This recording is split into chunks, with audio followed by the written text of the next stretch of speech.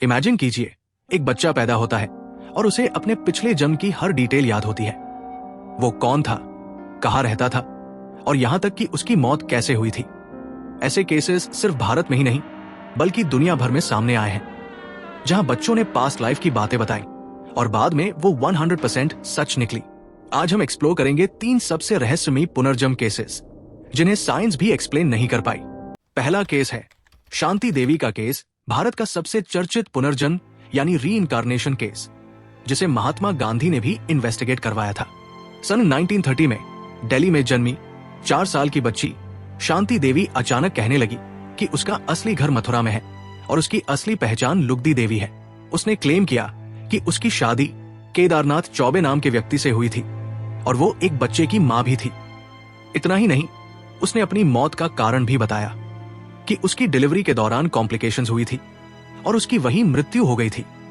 शुरू में परिवार को लगा कि ये बच्ची की कल्पना है, लेकिन जब उसने मथुरा की हर गली का वर्णन देना शुरू किया तो लोगों का शक बढ़ गया। महात्मा गांधी तक ये खबर पहुंची और उन्होंने एक इन्वेस्टिगेशन टीम बनाई। जब केदारनाथ को बुलाया गया तो शांति देवी ने उसे पहचान लिया और उससे उसकी पुरानी जिंदगी के सीक्रेट्स भी बताए जो किसी को नहीं पता थे।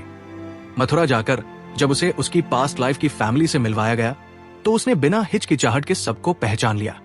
इस केस पर कई वैज्ञानिकों और मनोवैज्ञानिकों ने रिसर्च की, लेकिन किसी के पास इसका ठोस जवाब नहीं था। इसे अब तक का सबसे ऑथेंटिक रीइंकार्नेशन केस माना जाता है। दूसरा केस है जेम्स लेनिंगर का केस। एक छोटे बच्चे को कैसे वर्ल्ड वॉर 2 का इतिहास याद था। 2 साल का एक बच्चा जेम्स लेनिंगर अमेरिका में अपने घर में था जब उसने अजीब सपने देखने शुरू किए। सपनों में उसे वर्ल्ड वॉर 2 के फाइटर जेट्स दिखते थे और वो चिल्लाने लगा, प्लेन फायर में जा रहा है, हेल्प। पेरेंट्स को लगा कि ये नाइटमेयर्स है, लेकिन धीरे धीरे उसने और भी शॉकिंग डिटेल्स बतानी शुरू कर दी। जेम्स ने कहा कि वो वर्ल्ड वॉर 2 में पायलट था। उसका नाम जेम्स हस्टन था और उसकी मौत जापान के पास हुई थी। उसके पेरेंट्स ने वर्ल्ड वॉर 2 के रिकॉर्ड्स निकाले और पाया कि जेम्स हस्टन नाम का एक पायलट था जो पैसिफिक ओशन में मारा गया था। बच्चा उस प्लेन के मॉडल तक की डिटेल्स बता रहा था जो वर्ल्ड वॉर 2 में यूज किया जाता था, कॉर्सर फाइटर जेट। सबसे शॉकिंग बात, जब जेम्स को वर्ल्ड वॉर 2 के बचे हुए पायलट से मिलवाया गया तो उसने उन्हें पहचान लिया। क्या ये सिर्फ इमेजिनेशन थी या पास्ट लाइफ मेमोरी? न्यूरोसाइंटिस्ट्स का मानना था कि इतनी यंग एज में इतने एक्यूरेट डिटेल्स याद रखना इम्पॉसिबल है। क्या ये पास्ट लाइफ का प्रूफ है? तीसरा केस है द पॉलॉक ट्विंस केस। क्या आत्मा एक ही परिवार में दोबारा जन्म ले सकती है? ये पुनर्जन्म का सबसे रहस्यमयी केस है जिसने वैज्ञानिकों तक को चौंका दिया। इसे पॉलॉक ट्विंस रीइंकार्नेशन केस के नाम से जाना जाता है और आज तक इसका कोई ठोस वैज्ञानिक जवाब नहीं मिल पाया है। इंग्लैंड के हैक्शम शहर में एक कपल जॉन और फ्लोरेंस पॉलॉक रहते थे। उनकी 2 बेटियां थी, जोएना 11 साल और जैकुलिन 6 साल। 1957 में एक दर्दनाक घटना हुई। एक दिन जब दोनों बहनें अपनी नेबरहुड के बच्चों के साथ खेल रही थी तब एक तेज रफ्तार कार आई और उन्हें कुचल दिया। इस एक्सीडेंट में जोएना और जैकुलिन की मौके पर ही मौत हो गई। पेरेंट्स इस हादसे से बुरी तरह टूट चुके थे। जॉन और फ्लोरेंस ने अपनी बेटियों को हमेशा के लिए खो दिया था, या शायद नहीं। 1 साल बाद फ्लोरेंस फिर से प्रेग्नेंट हुई और 19 जून 1958 को उनके 2 जुड़वा बेटियां पैदा हुई, गिलियन और जेनिफर। ये दोनों ट्विंस दिखने में आम बच्चों जैसी थी, लेकिन जब वे 3 साल की हुई तो कुछ अजीब घटनाएं सामने आने लगी। जेनिफर के शरीर पर जैकुलिन, जो कि पहले मरी थी, के शरीर की तरह ही एक पहचान का निशान था। जैकुलिन की पीठ पर एक जन्मजात निशान, बर्थमार्क था और जेनिफर के ठीक उसी जगह पर वही निशान था। जैकुलिन के दाहिने हाथ पर एक गहरा कट का निशान था और जेनिफर के उसी हाथ पर भी एक वैसा ही बर्थमार्क था। ये देखकर पेरेंट्स हैरान थे। क्या जेनिफर असल में जैकुलिन का पुनर्जन्म थी?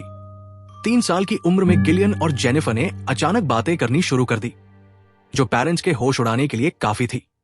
एक दिन दोनों घर में रखे पुराने खिलौनों से खेलने लगी, लेकिन खास बात यह थी कि जोएना का पुराना खिलौना गिलियन ने उठा लिया और जैकुलिन का खिलौना जेनिफर ने। उन्हें यह पहले से पता था कि ये खिलौने उनके थे, जबकि उनके पेरेंट्स ने उन्हें कभी नहीं बताया था। कैसे ये बच्चियां अपनी पुरानी बहनों की चीजें पहचान सकती थी? एक दिन जब परिवार हैक्शम के पुराने इलाके में घूमने निकला तो गिलियन और जेनिफर ने ऐसे घरों और गलियों की पहचान कर ली जहां वे पहले कभी नहीं गई थी।